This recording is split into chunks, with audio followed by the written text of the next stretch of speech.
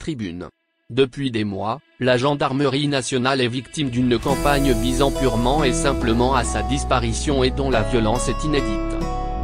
Ourdi par le syndicat majoritaire des commissaires de police, SCPN, cette offensive politique a été révélée par une lettre ouverte adressée au ministre et au directeur général de la police nationale, DGPN, en juin 2019 intitulée Avertissement 1. Elle a été relayée depuis le début d'année, lors des buzz syndicaux avec des outrances inadmissibles sans oublier les propositions éminemment corporatistes de policiers lors des travaux du livre blanc sur la sécurité.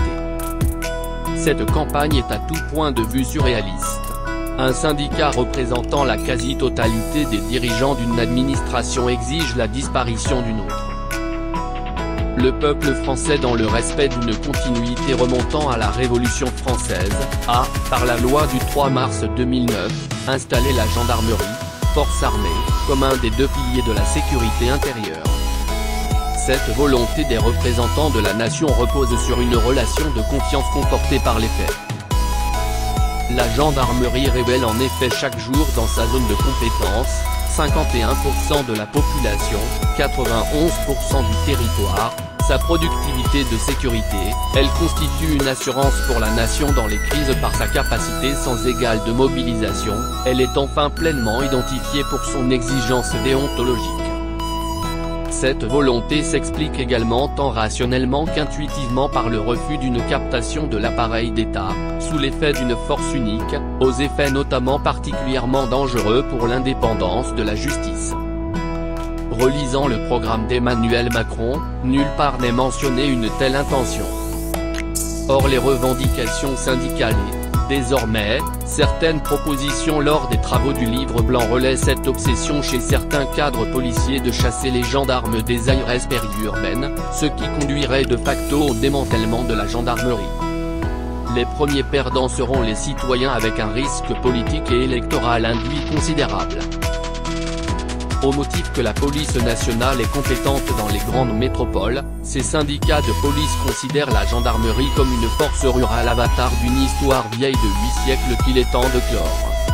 S'il est vrai que la police nationale est une institution jeune née en 1941, elle est aujourd'hui de son aveu même au bord de l'implosion. Livrons-nous à une analyse comparative des systèmes en se fondant sur les faits. Et non sur les personnels puisque, de toute évidence, ce sont des individus comparables qui sont recrutés et gérés dans chaque force. Les syndicats mettent en avant le fait que la police traite 75% des crimes et délits constatés au plan national. Dans une zone comprenant moins de la moitié de la population. Cet argument relève donc d'une interprétation inversée des choses. D'un échec, on tire un argument simpliste de primauté missionnelle et institutionnelle. C'est la consécration de la théorie du chaos. Comme tout se passe mal, il faut toujours plus de moyens. Au moindre souci, la police exige force mobile, dont souvent des gendarmes, effectifs supplémentaires, 7500 sous l'actuel quinquennat, augmentation des rémunérations pour en échange aucune évolution. Elle enregistre, ce qui est le plus grave, un taux de confiance de la population historiquement bas, 43%, traduisant un profond malaise démocratique au regard de la perception de l'usage de la force. Il est vrai qu'avec près de 400 mises en cause pour violences policières, contre 22 pour la gendarmerie lors du mouvement des Gilets jaunes alors même que cette dernière fournissait 60% des effectifs, ce sujet est une véritable question démocratique et de société, comme l'a justement rappelé le chef de l'État. La gendarmerie démontre une activité judiciaire comparable à la police si on tient compte des contraventions hors code de la route.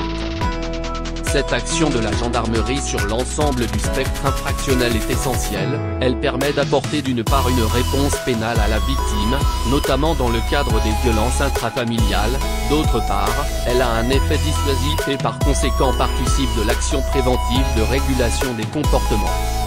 Elle affiche des meilleurs rendements en termes d'élucidation et de maîtrise de la délinquance. Pour autant, et malgré les directives gouvernementales, création de l'office anti-stupéfiants, certains responsables policiers s'efforcent d'exclure la gendarmerie de la gouvernance du renseignement et de la lutte contre ces trafics tout en manifestant d'autres volontés hégémoniques via des services à compétence nationale, notamment sur la police scientifique. Loin d'être une force rurale, même si elle revendique son ancrage dans la profondeur des territoires, la gendarmerie est également un acteur de l'urbanité puisqu'elle assure la sécurité de près de 12 millions d'habitants dans les zones périurbaines où plus de 40% de ses effectifs servent, y compris dans des zones similaires à celles de la police. La complexité, la gendarmerie la connaît tant dans la gestion des flux saisonniers en métropole qu'outre-mer, où elle assure l'ensemble des missions de maintien de l'ordre et la sécurité publique générale sur 99% du territoire et 70% de la population avec seulement 6700 militaires. La police déploie quant à elle 5600 fonctionnaires pour les 30% restants et seulement 1% du territoire. Proclamant la chasse aux doublons entre les institutions, la police oublie de parler des 20 000 agents de police municipale qui assurent dans nombre de villes la quasi-totalité de la police de voie publique, faisant payer 2 fois un même service aux citoyens. En zone gendarmerie, il n'y a que très peu de police municipale, ce qui conduit les gendarmes à assumer la totalité des missions. Malgré cela, la police veut encore grossir, comme si l'absorption de territoires nouveaux avec les effectifs induits allait la sauver de son impossible réforme en profondeur. Alors même qu'elle avoue avoir du mal à contenir la délinquance dans sa zone, certains de ses chefs exigent la bascule en zone police de l'ensemble des aires urbaines définies par l'INSEE. En premier lieu, selon le Code général des collectivités territoriales, ce sont presque 12 millions d'habitants qui sont concernés par une bascule systématique en zone police via les extensions automatiques de compétences lors des fusions de communes, et ce sans aucune concertation préalable. C'est une bombe politique à retardement. Les élections approchent, la sécurité se réinvite dans le débat politique et potentiellement dans celui de la prochaine élection présidentielle.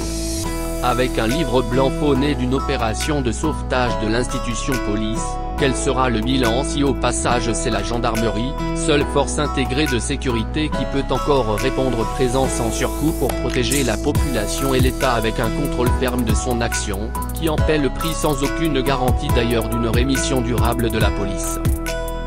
C'est un risque politique dangereux à prendre. Je ne suis pas certain que le chef de l'État ait cautionné cette politique et encore moins que la représentation nationale ait été parfaitement informée des enjeux. Police, le syndicat des commissaires lance un avertissement au gouvernement, Marianne du 21 juin 2019. Bertrand Cavalier, ancien général